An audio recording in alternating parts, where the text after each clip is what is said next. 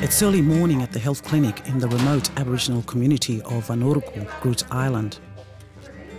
Gloria O'Hare is seeing her first patient of the day. Gloria originally comes from Bickerton Island, which is off the coast from Groote. At Bickerton, we used to go out collecting fish, everything. Like we went hunting in the sea, collecting bush ducker. I didn't care about the money. Getting a job, I was there to help my people because we didn't have any doctor or nurse. That was my role. To gain her qualification, in 2002, Gloria enrolled in the Aboriginal Health Worker qualification at the Bachelor Institute of Aboriginal Studies, 100 kilometres south of Darwin. I didn't like going to Bachelor because I was there 2 weeks, coming back home 1 week. Not enough time to spend with my family. I had to go out every time. I didn't like that part, but I had to do it to get my qualification. Graduating in 2002 as an Aboriginal health worker, Gloria often worked alone on Bickerton Island, backed up with the medical staff in the Arnorugu Health Centre on Groote Island, where she now works. In 2004, she and her family moved here when her husband got a job at the mine. The move helped her not only reconnect with family members on Groote, but also gain greater clinical knowledge from her fellow health workers. My job is looking after patients when they're coming in and helping the nurses and the doctors with interpreting when they want it interpreting, so I help the nurses and the doctor do that. Firstly, when patient comes in, I do observations like taking temperature, blood pressure, respiration, pulse.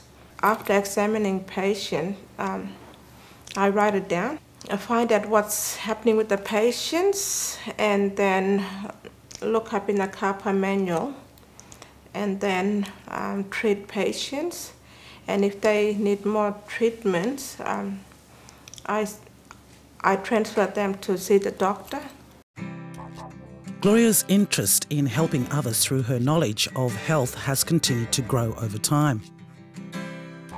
Just after she moved to Groote Island, some of her relatives here were diagnosed with Mercado-Joseph disease, or MJD, a genetic disease similar to multiple sclerosis.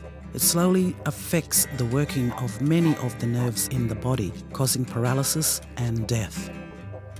Gloria and her family initially felt great shame about her families having the disease because no one knew what was wrong.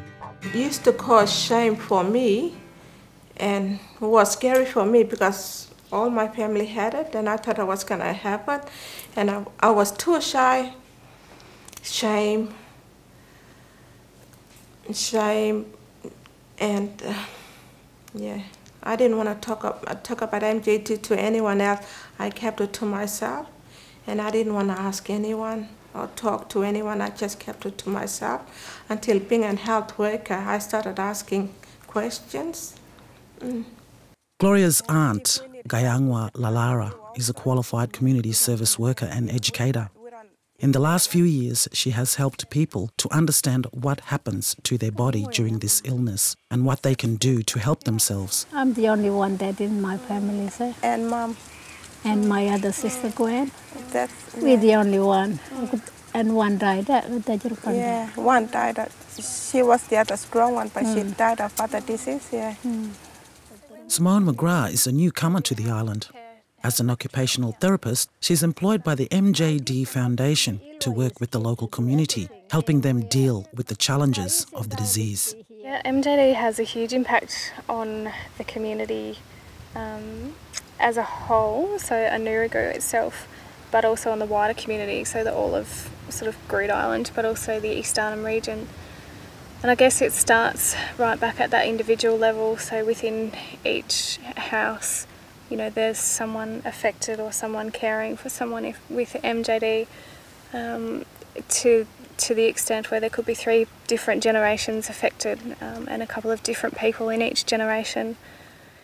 Then that translates out wider to the impact on education and health services, disability services, the infrastructure of the community and having accessible facilities.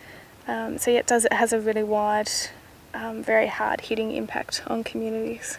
Yeah. So what are some of the things that you see are important for us working together now? Like it's important, working together along with you and us too.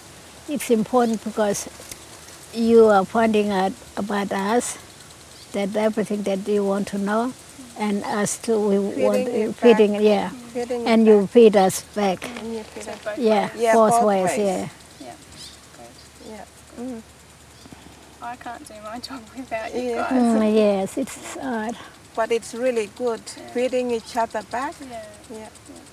Because we are the one that knows about who's got this disease and how it started, which families, see? And you don't, because you are new in the community and you're learning from us. Yeah. I would like to do more on MJD and go for trainings for MJD. I would like to see young people coming to me and Helen, the 2 senior health workers, and coming in and us to teaching new ones to take over the Aboriginal health worker training. If they want training, we are available. Me and Helen are available to teach any young people who wants to come in and help do the health worker. If we train up more health workers, young people, and if young people goes to school every day, they will get the qualification and then come and take over the clinic. Are you looking forward to that day? Yeah, I'm looking forward.